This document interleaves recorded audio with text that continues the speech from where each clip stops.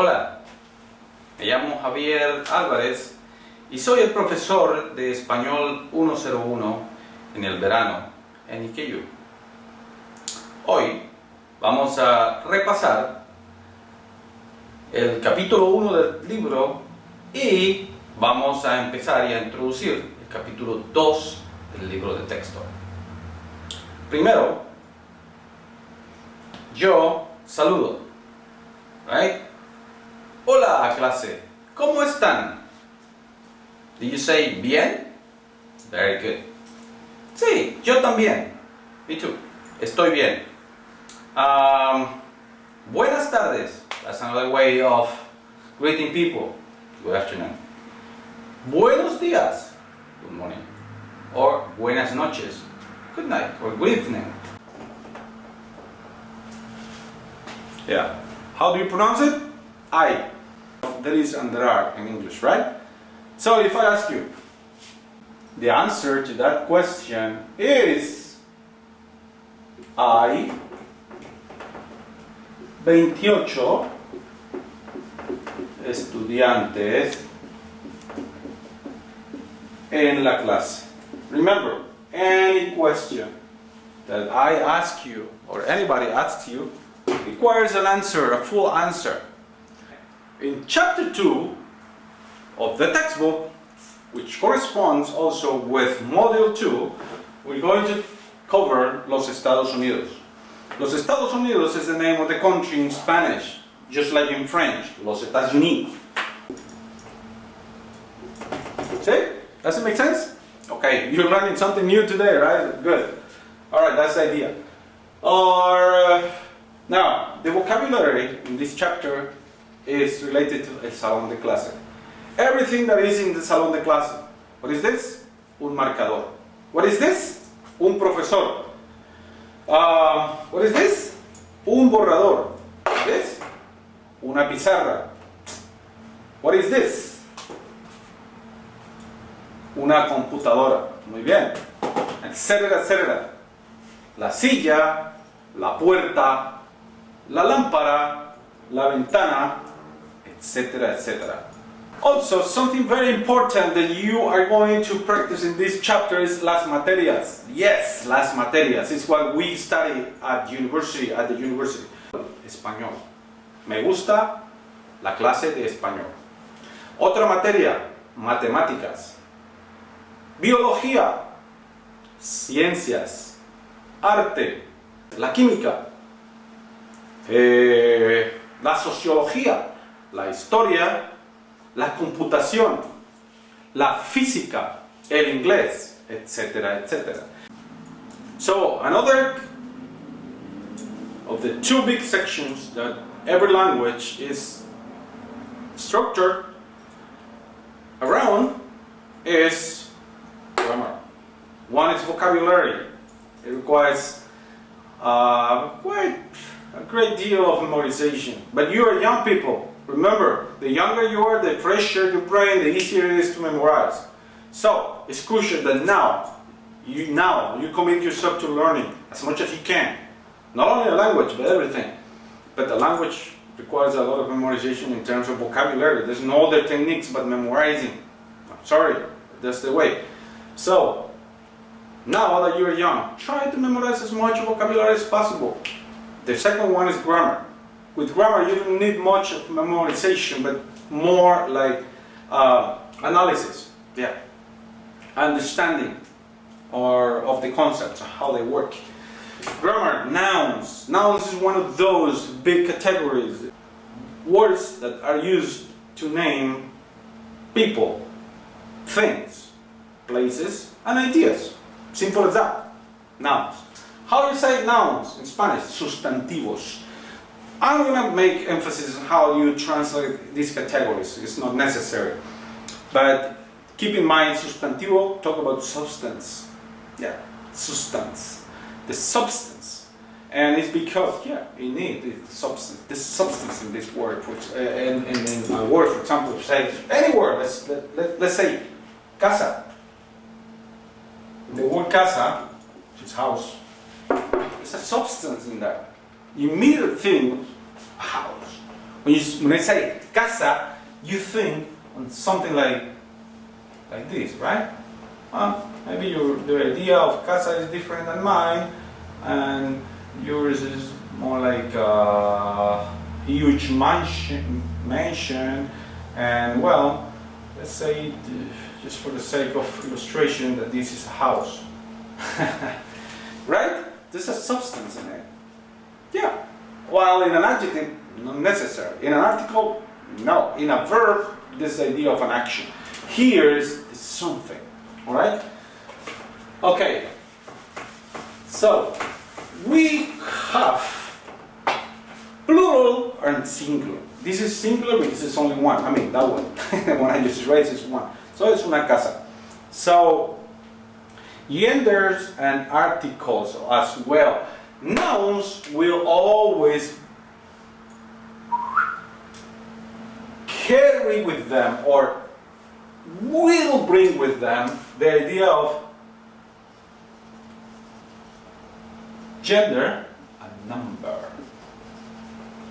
In other words, you can determine from a noun a gender and a number.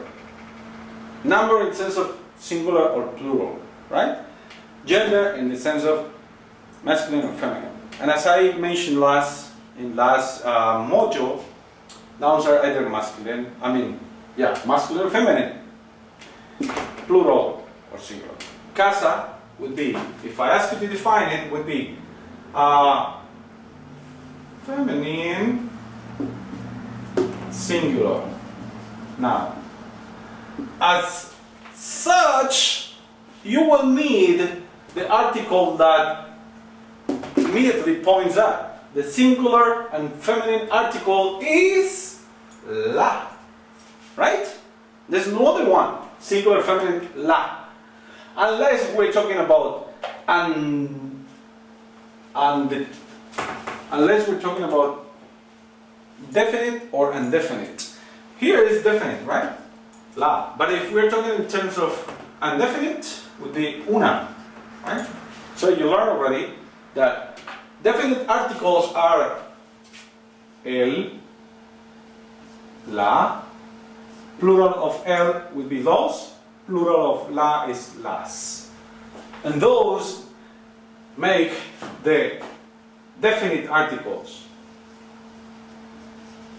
because they define. See, when you say la casa de mi hermano, I'm talking about a specific house, my brother's house, right? But if I say una casa, like in this case, we're not talking about any specific casa, so an indefinite house. There is equivalent in indefinite. So el would be un, right? Or una would be singular and feminine. Unos would be masculine, plural. Yes, masculine plural and feminine plural here. Does it make sense? Alright, these are the indefinite articles. So if I had sillas,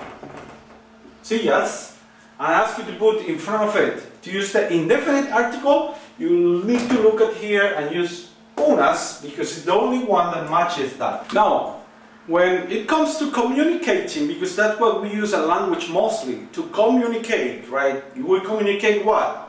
Messages, right? We can use a language to express, yes. To express an idea, yes. An idea does not necessarily convey a message. For example, when I say the house, la casa, that's an idea. My idea of a house. Am I expressing a message? Transmitting or conveying a message? Not necessarily. So, when you communicate to someone, you are transmitting a message. Alright? So, when you transmit a message, these two elements, which are very important in this second module, come into play. First is nouns. Yes, you use nouns all the time. For example, when you use The subject pronouns. Ha! Pronouns. Wait, what is a pronoun? Isn't that word included in there? Yes. A pronoun, as it kind of like you can probably deduct, a pronoun is a word that takes the place of a noun. Huh. Yes, it replaces nouns for the sake of being more, for the sake of language economy, to avoid repetition. The subject pronouns in Spanish are the most important ones you need to learn at this point. The first pronoun is the one you already learned in the first intro module. Yo, right? First person singular. Second person singular means the one that usually you address. Tú. Now you learn that there's another way of addressing a person if you're not familiar to them. You learn that it's usted, right? And it's the same you. Yeah. But if that person is not familiar or you want to address them in a formal way, usted. Alright? You also learn él, ella, right? He or she. Third person singular. These two are second singular, third singular. Now it comes the plurals. We have nosotros, or its variation could be nosotras if the group you were talking about is all female. So it would be nosotras. Keep that in mind, okay? We also have vosotras, or vosotros, again. If it's all female, it will be vosotras, and it's you, plural, right? However, this one I'm going to put here a little more because we don't use this one in Latin America much or at all, basically. It's not common at all. But this one, ustedes, that's the form I address. That's the way I address my students, okay? When I talk to you all, I talk to them in the form of ustedes because it's more popular, it's more common, etc., etc. This is used in Spain. If you go to Spain, you will hear it a lot. Yeah, but only Spain. How about plural for ella? Again, ellos or ellas. Those are all the possibilities when it comes to subject pronouns. All right, there's no more. There's one in English. There's one it. We don't have that idea. Indefinite pronoun. Now, verbs in Spanish. Let me separate this from here. Verbs in Spanish are recognized by their ending. What do you mean with that? Well, in Spanish, whenever the verb is in the basic form, or we call it infinitive form, the verb will end in ar, er, or ir. Those three forms. For example, beber. That's an er verb, or er, as I call it. Hablar. That's an ar verb, right? Vivir.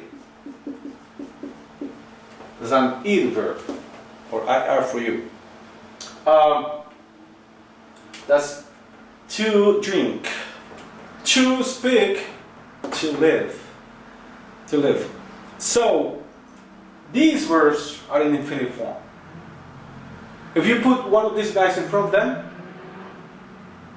that would be the equivalent to speaking broken Spanish, okay?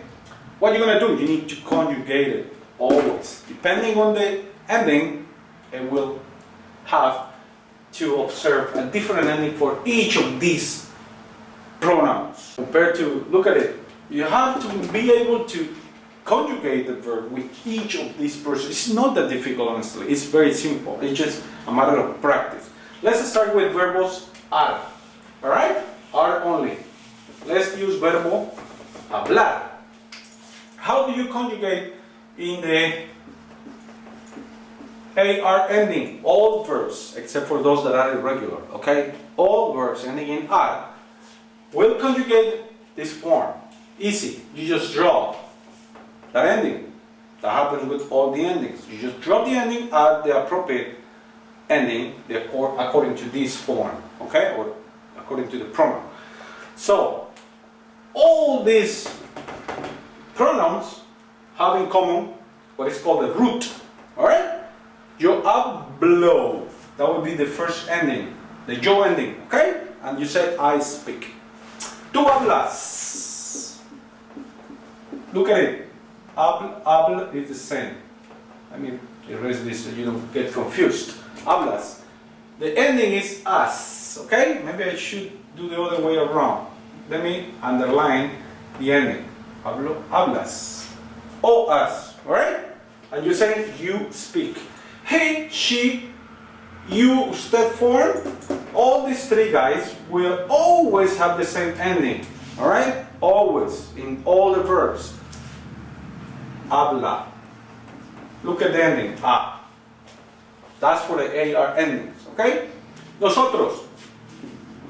Hablamos. Amos is the ending with all the AR in the nosotros form when the verb is regular. Most verbs are regular, okay, but there are some which are not. So keep in mind, you will learn some of them later. Vosotros, this one, is habláis. Maybe you can just write in front yo, tú, él, ella, usted. Remember, that's the short form for usted, alright? Usted is abbreviated that way. Talking about the abbreviations, I said Spanish don't have. Very rarely, but yeah, there are some. Habláis. Then hablan.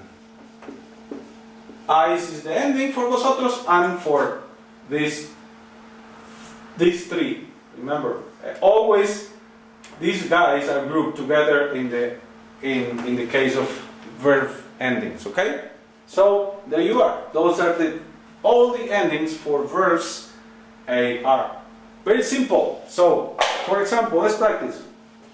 Let's say verbo trabajar. Trabajar. So drop the R, leave trabajar. Yo trabajo. Tú trabajas. Él trabaja. Nosotros trabajamos. Vosotros trabajáis. Ellos trabajan. Easy. Usted. Good. Trabaja. Ustedes trabajan. You forget that they all go together? Okay. Ella trabaja. Muy bien. Vosotras trabajáis. Muy bien. Good. Good job. And that's it. Now, I have written in the board the concept of negation. Because we're all the time in denial, right? Yes. We are not only speaking affirmative form, or in affirmative terms. When you say, you can say, yo hablo inglés. But what if someone asks you if you speak Spanish? How will you answer to that? You say, yo no hablo español. What? Spanish is that easy? Yes. You do not need to use any auxiliary verbs like do, does, don't, did. Now, those, by the way, if you haven't studied English from a foreign language perspective, those are called auxiliary verbs, like will when you express future. Now, we don't have those. We use this, the ending, to determine if it's a question, if it's blah blah blah. In this case, a negation, what you do is you just put the no in front of the verb. Simple as that. If you're talking, if the question is for a person in front of you, that means tú or usted. Remember, there's two ways here. That determines also the form. Then put the verb in that form. In this case, can you tell which form it is? Yes. If you say tú, you are correct because of the ending. See? If you see habla, Español. Oh, notice also, in Spanish questions require mandatorily 2 question marks. One here, one at the end. ¿Hablas español? The question here is, do you speak Spanish? The question here is the same. Do you speak Spanish? But this one is, do you, more formally, right? When you are addressing the person as usted. Right? Alternatively, you can introduce the subject pronoun to make it easier for you, for your brain to drag or to pull or to trigger this form. So, hablas tú español? You can put it here, you can put it in the front. Habla usted español? Easy, right? Yeah, very simple. Huh. Look at it, there's no auxiliary verbs, just the form. So, let's observe the case of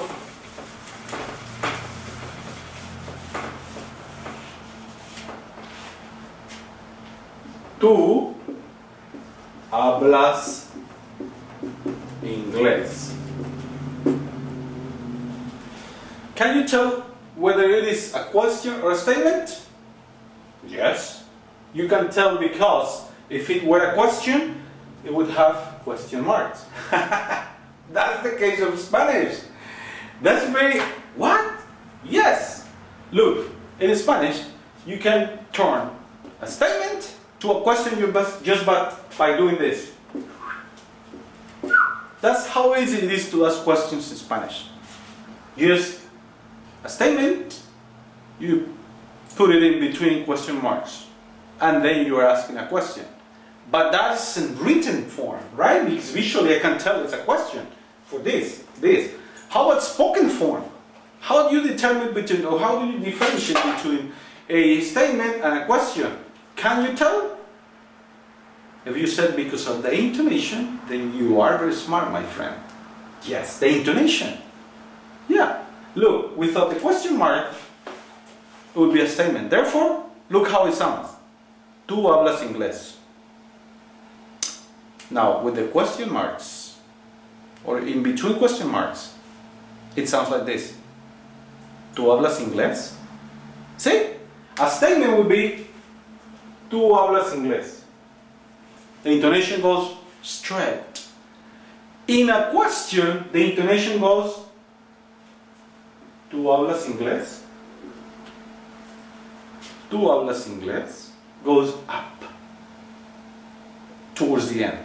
Yes, that's how in spoken form you determine or you differentiate between a question and statement. That's how easy it is asking questions in Spanish. Can you try? Can you ask any question to me? Try it. Alright, so I would like, for the video that you're going to record for this week, I'm going to ask you to include at least 3 questions for me. Alright? Question words. How do you use question words? The most common question words in Spanish. Remember, there are 2 types of questions. 2 types of questions. There are yes/no questions, or sí/no questions, like this one. Right? Look at it. ¿Tú hablas inglés? The answer could be yes or could be no. Invariable. Sí, hablo inglés. Yes, I speak Spanish or English. No, no hablo inglés. No, I don't speak English. Remember, always, in an answer, include a full sentence. Don't give me a monosyllable. I don't like monosyllables. Sí, sí hablo inglés. No, no hablo inglés. Right? Alright, so, that would be yes, no. The other type is information questions. Information questions are the ones that are not asking for a yes or no. They are asking for information. For example, you already know many of those questions. For example, this one. ¿Cómo te llamas? In this one, you cannot answer it by yes or no. What's your name? Yes. Unless your name is yes, that doesn't work. Or no, doesn't work. It's asking for information. Me llamo Javier. Right? And now you have information about me. You have information of how or what is my name. Now, that's one that you already know. ¿Cómo te llamas? The other one is ¿qué hora es? You already learned that in last chapter. ¿Qué hora es? Again, es information question. ¿Cuál es tu materia favorita? Can you tell what I'm asking about? What is your favorite class or subject? Have you noticed what is common with the information questions? No? Maybe. Look at it. ¿Qué? ¿Cuál? ¿Cómo te llamas? Those words, they are called question words. Alright? You can determine whenever a question is information question because of the word it starts with. One of them is ¿cómo? The other one is ¿cuál? ¿Qué?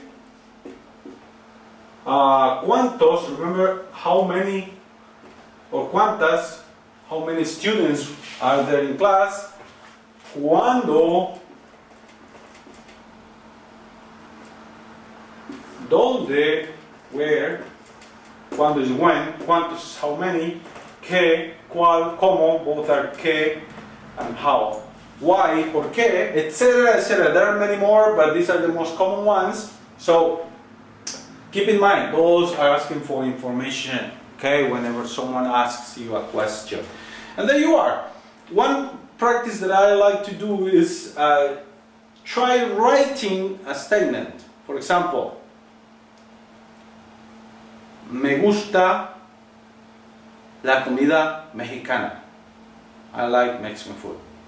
Try determining what question would trigger that answer.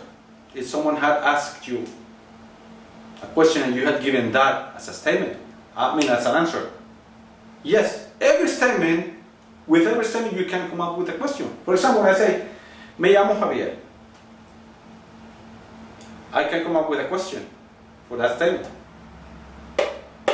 ¿Cómo te llamas? Very good. When I say, I am 20 years old, tengo 20 años, which is not true. I'm way older than that. Can you come up with a question? Yeah. How old are you? ¿Cuántos años tienes? That's the question in Spanish. In Spanish, when someone asks you about your age, they're asking how many years do you have? That would be literally a translation. Yeah, because in Spanish you have a number of years. Kind of weird, right? But it's how it is. All right, guys, that's it for now. I'm going to ask you to please follow the instructions for the activities of the week. I have covered pretty much the most important aspects, but hey, go and play the videos that are within the e-text for each of the subjects. Complete the activities that I have assigned on Connect, which one of them should include a quiz, and also don't forget a written assignment. Okay? This time the written assignment is going to be through Connect as well. Alright? So what I'm going to do is I'm going to ask you to record a video and again wrap up everything. Alright? Start by presenting yourself or introducing yourself. Hola, me llamo, and say your name. Soy let's say you're from Richmond, de Richmond. Tengo, I don't know how old you are, let's say it.